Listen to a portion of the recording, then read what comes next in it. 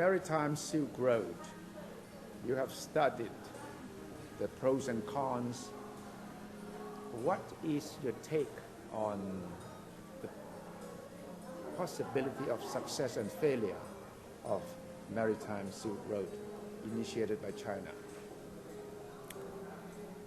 Overall, if it is about improving port facilities, improving logistics through better highways, container ports, and coordination between ports involved, it will be very positive.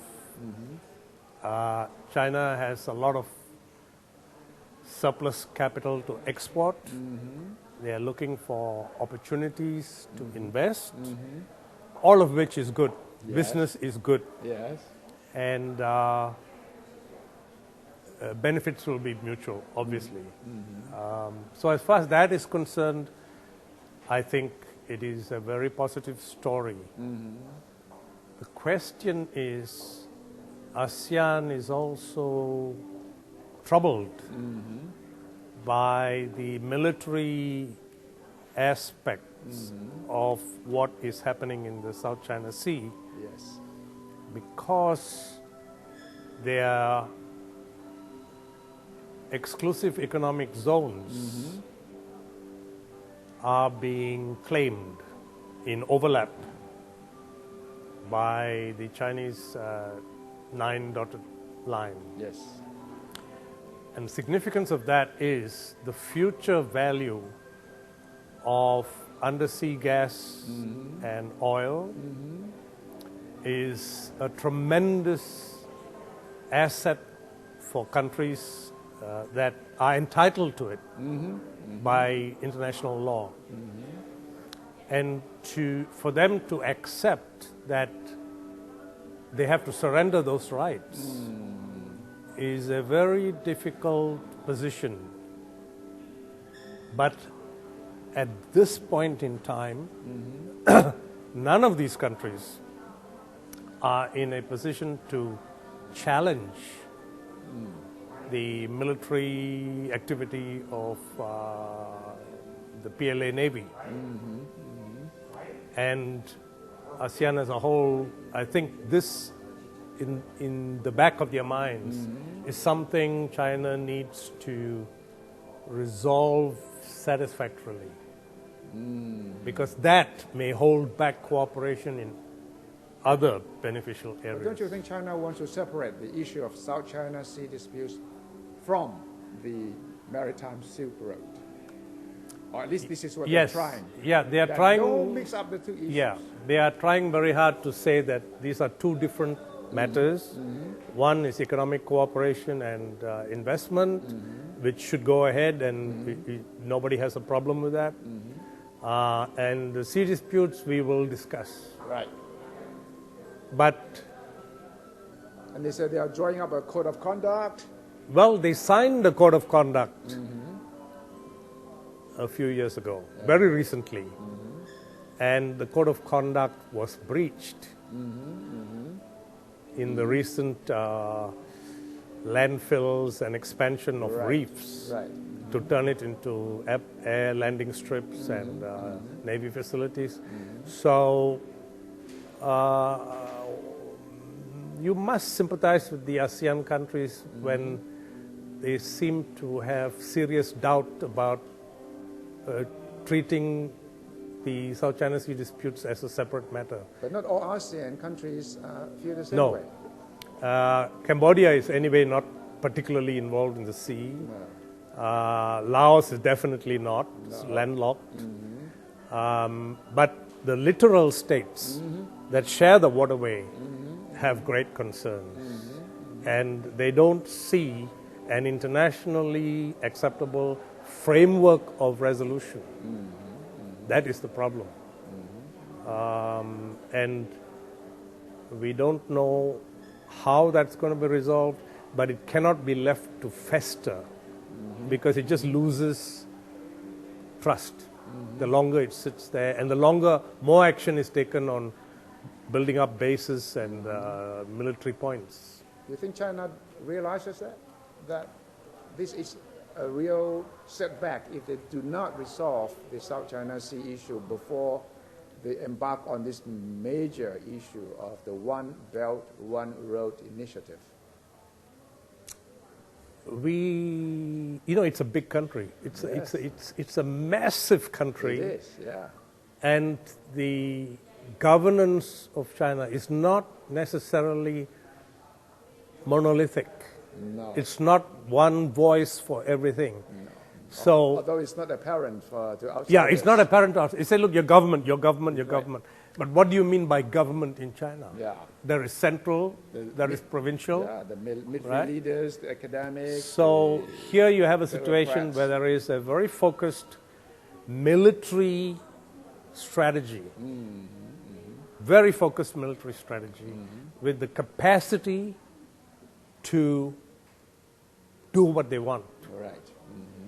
The political leadership is trying very hard to have harmony and discussions, etc.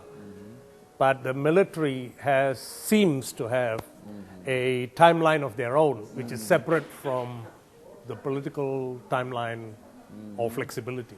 Yes. The military has no flexibility from the actions we see so far. So how China resolves its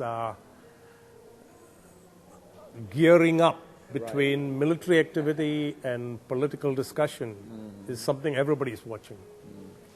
But don't you think China would say, hey, the benefits of maritime Silk Road, One Belt, One Road, far, far outweighs the South China Sea thing. So, forget about South China Sea. Let's go look into the future and let's work on this together. That might be the line But taken. that may be the proposition. But which ASEAN leader can trade away his sovereignty? Which ASEAN leader can say, oh, that's okay, you can come and squat on my territory and I'll pretend you're not there. And then give us money to build railroads, and then we'll go and do high-speed some, train. No, you don't think that is possible? Which ASEAN leader has come out to say the South China Sea is China's territory? Of course not. Why is nobody coming out to say China is right? Of course not. Because any leader who says that in ASEAN would lose the next election or the popular support. Yeah. So the citizens have a great concern about what this means to their integrity of their national territory. And that is repeated all around the South China Sea. And there is a... What would be your advice to the Chinese government if they ask you, hey, what do we do? I heard you speak at the forum in Nanning. Now tell us quietly, personally, what we should do. We want to listen to I'm the last person on earth who could be advising any government. I'm a political analyst and I analyze what I see and what is not revealed. Okay? That's my job. My job is not to advise. But your job governments. is also to propose solutions, Well, options. the simple thing to do, I guess, when any dispute on territory takes place, is to talk to ASEAN openly, come to an agreement that you fulfill. Yes. In this case, recently, that was breached. There was an agreement, it was breached. So now the onus is on China to come forward with how this is going to be resolved or how we are going to all participate in this. That is not me and you, mine and yours. The Chinese is trying to use the bilateral approach rather than a multilateral approach. Is that right? Well, they prefer one-on-one discussions rather than sit with. But I suspect when it comes to this very unequal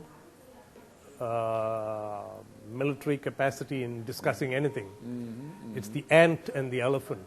and all the ants are so scared to go near the elephant. Right. So they all want to get together to feel comfortable as a group, colony of ants talking to the elephant, rather than if the elephant even accidentally steps, the ant is killed.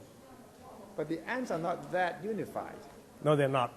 But overall, the littoral states Yeah. have common purpose, common issues, and any principle that they can all agree in terms of the rules of dealing with these overlapping claims benefits everybody. Yes. And it's more efficient when you have one agreement, collectively agreed, but then you don't have individual issues to deal with, because collectively a commitment is given. So that's far more efficient in what is a common problem for everybody. Yes. But don't you think that in one sense, China's new role, more active role, could balance the power from the United States, from Japan? So some ASEAN countries might see this as a positive sign that, hey, let us, allow China to play this big brother's role so that we can then show the Americans, Europeans that, we have the big brother on our side too, so be careful. Balance of power game. Well, it's a fair point, but can China do that without taking territory from other people? I mean, to say that we would like China to play a big power role in the South China Sea is fine, but that comes at the cost of my entitlement under UNCLOS. I'm not sure I'm that enthusiastic. But China is saying we are not taking other people's territory. It's ours. They're saying that. 90% of the South China Sea is ours. Yes. There is the problem. Yes. Didn't you hear? Nobody else agrees. Who agrees to that? No, didn't you hear the other day the Chinese general said, the name is South China Sea, so it belongs to China. Did you hear that? Yeah. Well, the Indian Ocean is called Indian Ocean, so the whole of the Indian Ocean, the Arabian Sea should belong to Saudi Arabia. I mean, come on, how ridiculous can you get? Well, right? I'm trying. This is the debating point. To but reflect what China is. Sure. Yeah. But this is the problem for ASEAN. Yeah. Every single littoral state of ASEAN faces the same overlapping claim, thousands of miles from landmass of China and 100 miles from their shore. That's right. So how they can ignore it is a big question mark. Which leader can actually say, okay, China, come in and take it, and in return send your warships so we can get the Americans out? Yeah. I mean, it doesn't add up. So you're suggesting that China must first resolve the South China Sea dispute Absolutely. before they think that this maritime Silk Road, the One Belt, One Road concept will have a chance of great success. I would say there are individual ASEAN leaders willing to go forward on the maritime economic and logistics, willing to go forward. I think most of them are willing to go forward, but they are also asking, when will you resolve this? You can't leave it forever in this unclear, murky situation, because it's also our resource. And the moment there is a discovery of oil and gas under sea, how do we resolve that? Unless we agree the rules now, we're going to have a predictable conflict coming up. Why are we waiting for the conflict to come up? Yeah, so that's a very good point, and the Chinese leaders should listen to that. Oh, you don't have to listen to me. I'm just commenting. I'm not an advisor to any government. I don't think you're the only one who. I'm sure there are other people who commenting raises the this same. point. I think it is a valid point. But it's a point that they have to face full on. They cannot postpone it forever. Postpone it forever, or hide it under the bed, or escape from discussing what needs to be discussed and resolved. Good. Thank you very much. Welcome. Yeah.